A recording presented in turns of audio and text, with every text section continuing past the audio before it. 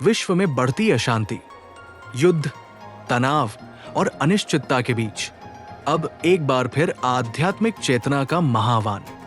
तीर्थ नगरी पुष्कर में सदियों बाद उसी पावन स्थान पर भव्य महायज्ञ का आयोजन होने जा रहा है, जहां मान्यता है कि महर्षि विश्वामित्र ने संतों के यज्ञ में असुरों द्वारा विघ्न डाले जाने पर गायत्री यज्ञ कर संरक्षण का संकल्प लिया था।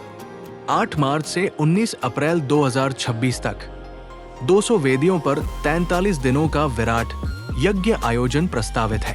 न्यूज के लाइव के विशेष कार्यक्रम प्रसंग वश में वरिष्ठ पत्रकार रमेश शर्मा ने यज्ञ सम्राट प्रखर महाराज से विस्तार से बातचीत की।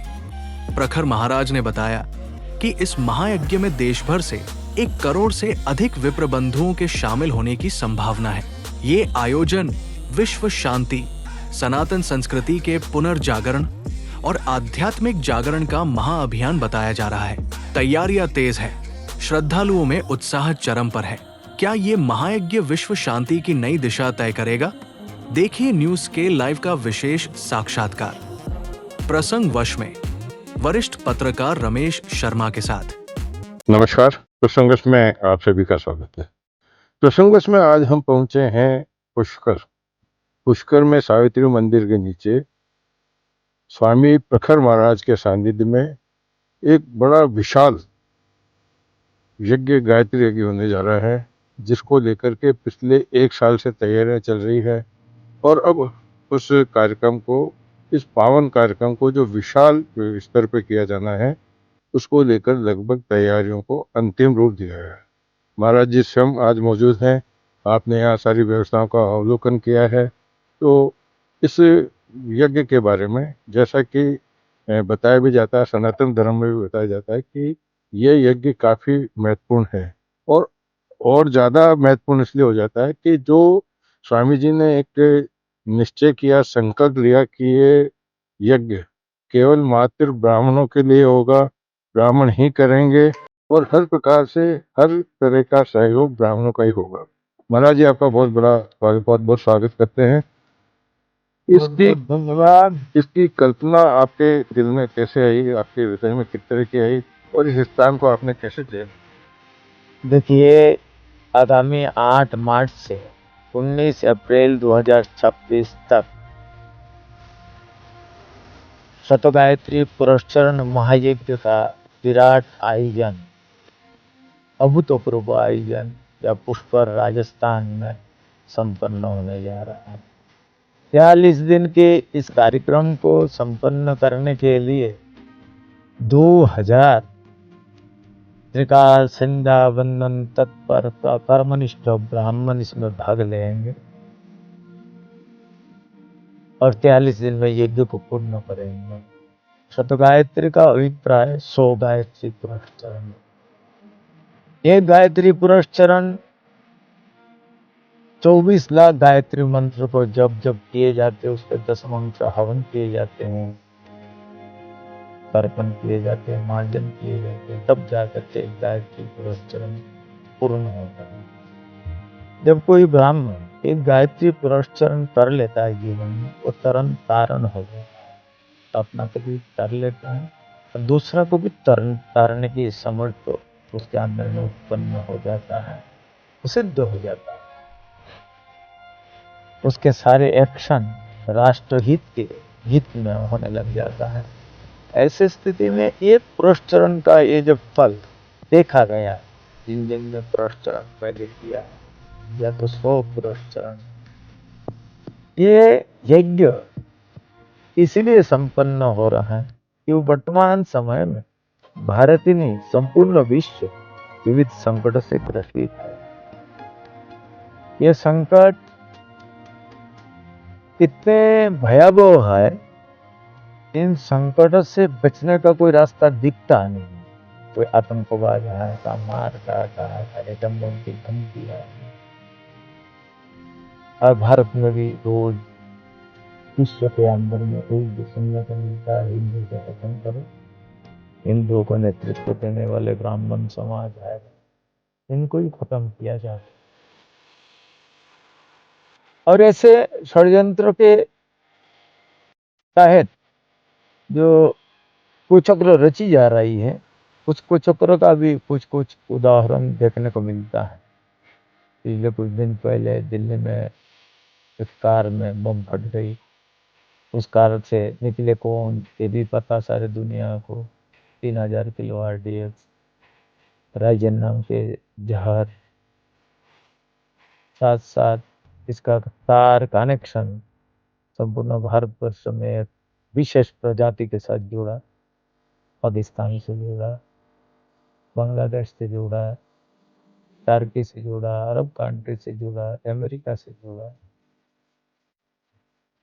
ये जो घटनाक्रम है ये केवल एक घटनाक्रम नहीं है, ये घटनाक्रम हमारे सामने एक प्रश्न चिन्ह खड़ा कर दिया है। संपूर्ण विश्व के संपूर्ण देश और संपूर्ण जातियां केवल एक ही षड्यंत्र में लगे हुए हैं, हिंदुओं को खत्म किया जाए। तो इसीलिए केवल हिंदुस्तान को ठीक करने के लिए, हिंदुस्तान को ठीक करने के लिए हिंदुस्तान ठीक नहीं होगा, संपूर्ण विश्व की क्लीनिंग की आवश्यकता है। ये जो सारे विश्व में फैले हुए आतंकवाद, मार धाड़, ये सब जो है, ये सारे विश्व को क्लीनिंग की आवश्यकता है, सबको खत्म करने की आवश्यकता है। और विश्व को क्लीन करने के लिए कुछ उपाय और दिखता नहीं। जब जब पूर्व में भी जब विश्व पर इस प्रकार के संकट आया, मैं महाराज जी आपसे जानना चाहूँगा कि इस जिस स्थान का आपने चयन किया है उसके लिए बताया जाता है कि विश्वामित्र जी ने भी जब जो संत महात्मा जिस तरह के यज्ञ करते थे उसके अंदर विघ्न डालने वाली जो शक्तियाँ थी उनको नष्ट करने के लिए उन्होंने इसी स्थान पर वो यज्ञ किया था। क्या इसका महत्व उसी का बराबर है ये? हाँ हाँ, मैं एक बात को पहले कह देता हूँ जिससे पहले रिलेट करता है। ऐसे स्थिति में जब जिसका कोई समाधान नहीं दिखता है, उन विषम जो परिस्थिति में जब सारे दुनिया पहुंच जाते हैं, जिससे कोई निकालने का रास्ता नहीं दिखता है, संकट का समाधान नहीं दिखता है, उस समय एक ही रास्ता है, वो गायत्री मंत्र। उसके साधना के द्वारा पूर्व में भी ये ठीक किया गया, इसलिए ये गायत्री पुरस्चरण महायज्ञ का है जिससे संपूर्ण विश्व क्लीन हो जाए। ये जो पुष्कर तीर्थ तो है, पुष्कर तीर्थ तो सामान्य तीर्थ तो नहीं है। ब्रह्मा जी महाराज ने इसी पुष्कर तीर्थ से ही सृष्टि का विस्तार कार्य आरंभ किया, और जब जब सृष्टि में परिवर्तन आया इसी तीर्थ से ही आया। इतना ही नहीं, इसी तीर्थ में बैठ करके हमारे पूर्वज जो ऋषि आदि हैं, जिनकी कश्यप, अत्रि, भरद्वाज, विश्वामित्र आदि सभी ऋषियों ने यहीं बैठ करके पुष्कर तीर्थ में बैठ करके गायत्री की साधना की। उसका प्रभाव से उन्होंने वो शक्ति को सृजन किया, आध्यात्मिक ऊर्जा को सृजन किया। उस ऊर्जा के प्रभाव से उनके अंदर में वो ताकत भरा जिससे उन्होंने सृष्टि का तन में बदलाव ला करके खड़ा कर दिया। इसलिए ये जो स्थान, ये स्थान बड़ी महत्वपूर्ण है। शास्त्र कहता है एक गायत्री जब पुष्कर में जप किया जाता है उसमें 1,00,000 गुना प्रभाव सामने आता है। तो इसलिए सामान्य तीर्थ तो नहीं है। इसलिए पहले भी ऋषियों ने गायत्री की साधना के लिए और साधना में सिद्धि को प्राप्त करने के लिए इसी पुष्कर के धरा को ही उन्होंने चुना था। इसी कारण से वर्तमान समय में भी सारे सृष्टि में बदलाव लाने के लिए इस पुष्कर के धरती को ही चुना गया, जहां महाराज जी ये कितने मतलब इसमें यज्ञ कुंड बन रहे हैं और जो आचार्य लोग हैं वो कहाँ से आ रहे हैं और बड़े बड़े संतों के भी आने की सुन रहे हैं, क्योंकि हजारों लोग इसकी चर्चा करते रहते हैं, कई बातें सुनने को। विस्तार से कृपया इस यज्ञ के बारे में बताइए, कब से कब तक होगा, कितने लोग होंगे, कौन कौन से महासंत आने वाले हैं? इस जो शतगायत्री पुरस्चरण महायज्ञ है, इस महायज्ञ में 24 लाख गायत्री मंत्र का जप होगा। उसके साथ साथ में सूर्य सूक्त और सूर्योत्तर वशिष्ठ का भी पाठ होगा। इसके दशांश मतलब 3 करोड़ आहुतियां इस यज्ञ में पड़ेगी। इस यज्ञ में 2 हाथ के कुंड बने हैं। 2 हाथ के एक कुंड में 1.5 लाख आहुति समा सकता है, इसलिए 3 करोड़ आहुति के लिए 200 कुंड की जरूरत पड़ेगी। इसी कारण से इसमें 200 जूनी कुंडों का निर्माण हुआ। 2 हाथ, इसमें 200 जजमान बैठेंगे। इसके अतिरिक्त तो इस कार्य को संपन्न करने के लिए 2000 निकाल संध्या वंदन तत्पर ब्राह्मण बैठेंगे। व्यक्ति कार्य को संपन्न भारत के विविध प्रांतों से, उत्तर प्रदेश है, राजस्थान है, हरियाणा है, दिल्ली है, MP है, कर्नाटक है, तमिलनाडु है, केरल है, इत्यादि स्टेट से यहाँ जो आचार्यवान ब्राह्मण यहाँ आएंगे और बैठ करके यज्ञ को पूर्ण करेंगे।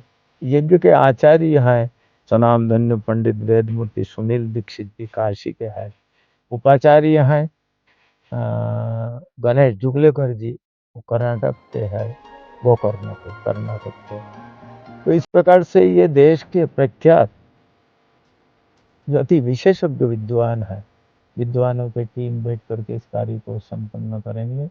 ये कार्य बहुत अलौकिक है। इस कार्य को करने के लिए बड़ी सावधानी से सब कार्य की जाती है, इसलिए शास्त्रों के जो विधाएं हैं कार्य को संपन्न करने के लिए वो सबको बड़े सावधानी से, बारीकी से वो सब देखा जा रहा है, जिससे कोई त्रुटि ना हो जाए। तो ये जो यज्ञ है ये स्वामी प्रखर महाराज को जितना भी सनातन धर्म के जितने भी बड़े बड़े महंत संत हैं वो यज्ञ सम्राट के नाम से जानते हैं। और मैं भी काफ़ी इनके बारे में सुन चुका हूँ कि जब जो भारत की आर्थिक जिस तरह की राजधानी कही जाती है मुंबई को, उसमें भी जब आर्थिक दौर इस तरह का आया था, जब बड़े बड़े उद्योग संकट की ओर थे, तो महाराज जी ने मुंबई में यज्ञ किया था। उसके बाद में एक बार से बहुत बड़ा प्रगति का दौर आया। इसी तरह से कोविड के टाइम में, कोविड के समय में भी जब महाराज जी ने देखा कि कोविड महामारी लोगों को ग्रसित कर रही है, तो महाराज जी ने उस समय भी यज्ञ किया था। उसके बाद में एकदम से परिवर्तन आया। अब मानना यह है कि जिस स्थान पर विश्वामित्र जी ने जो यज्ञ किया था वो एक विपरीत प्रभाव को नष्ट करने वाला था। और जैसा कि महाराज जी ने सामने बताया है कि न केवल हिंदुस्तान में बल्कि पूरे विश्व के अंदर जिस तरह की स्थिति बनी हुई है, इस यज्ञ के बाद में निश्चित रूप से बदली हुई परिस्थिति को सबके सामने ला करके खड़ा करेगी। मैं महाराज जी का बहुत बहुत आभार व्यक्त करता हूँ, शुभकामनाएं देता हूँ कि आपने एक बहुत बड़ा बेड़ा न केवल हिंदुस्तान के लिए बल्कि पूरे विश्व के लिए जो एक आपने ये दीप जलाया है, निश्चित रूप से इस दीप का प्रकाश पूरे विश्व के अंदर प्रकाशित करके विश्व को एक नई दिशा देगा, एक नया मार्ग दिखाएगा और विश्व के अंदर शांति के मार्ग खोलेंगे। मैं आपका बहुत बहुत आभार व्यक्त करता हूँ कि आपने, मैंने देखा कि आप कितने व्यस्त हैं। यहाँ अभी जैसा महाराज जी बता रहे थे कि यज्ञ स्थल पर आज आंधी तूफान की स्थिति बनी है। महाराज जी ने कहा कि जो राक्षस प्रवृत्ति की लोग होते हैं वो इस प्रकार से यज्ञ में फिलहाल इसमें विघ्न डालने की कोशिश कर रहे हैं। निश्चित रूप से मैं भी ये महसूस कर रहा हूँ। इसके बावजूद भी आपने हमें समय दिया, आपका बहुत बहुत आभार, आपका साधुवाद, आपको शत शत प्रणाम, नमन। बहुत धन्यवाद। ठीक हो गया। सब यज्ञ में